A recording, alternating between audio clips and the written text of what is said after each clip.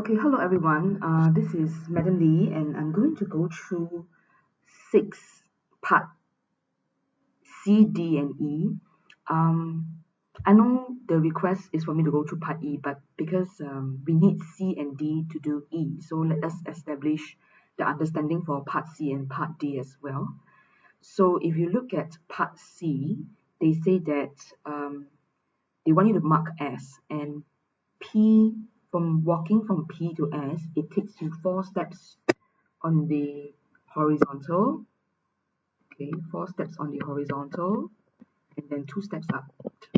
So we can establish that S is over here. All right, so I've done part C, and now let's look at part D. For part D, it says write down the column vector for S to R. So if you start walking from S and you end at R, you actually need to take 2 steps to the left, which means SR will be -2 in the horizontal direction, and you need to walk 1, 2, 3, 4, 5, 6 steps down to R. Okay, so this is how we make the column vector for SR. All right, so now we will look at part E. It says that SR and PQ meets at this point called T. So these are two vertically opposite, two straight lines, okay, making a vertically opposite angle at T. And then they say that SR is equal to KST.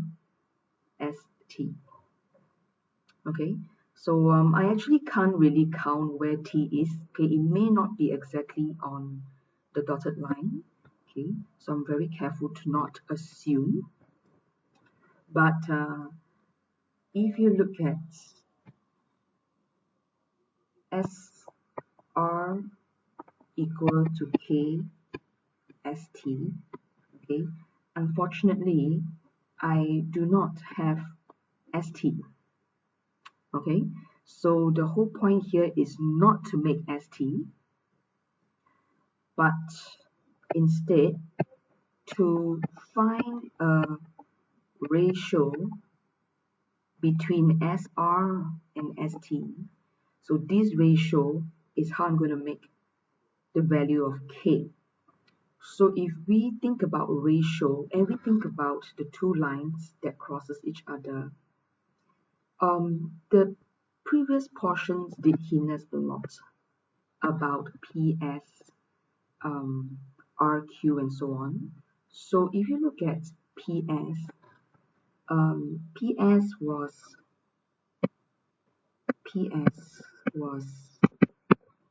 4 units to the right and 2 units upwards, and RQ is 2 units to the right and 1 unit upwards. If you look at these two vectors, they actually form a ratio of 2 is to 1.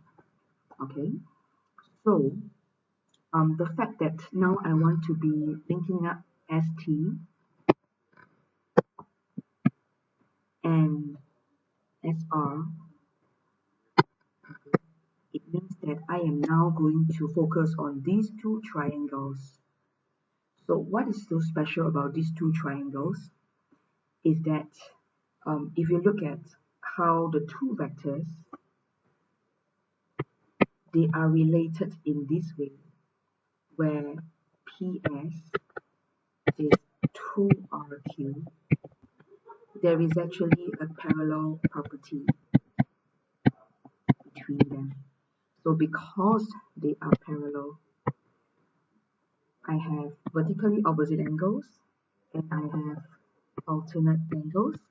So this means that the two triangles are similar. So because they are similar, the ratio of 2:1 can also be now linked to other sides where this is also 2:1 2 is to 1. So this 2 is to 1 ratio is very important, and now we are going to link up over here. So looking at the entire thing, S to R is 2 plus 1 unit, which is 3.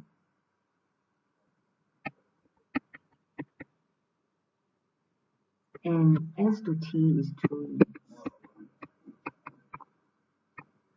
right? Therefore, I can say that K is 3 is to 2.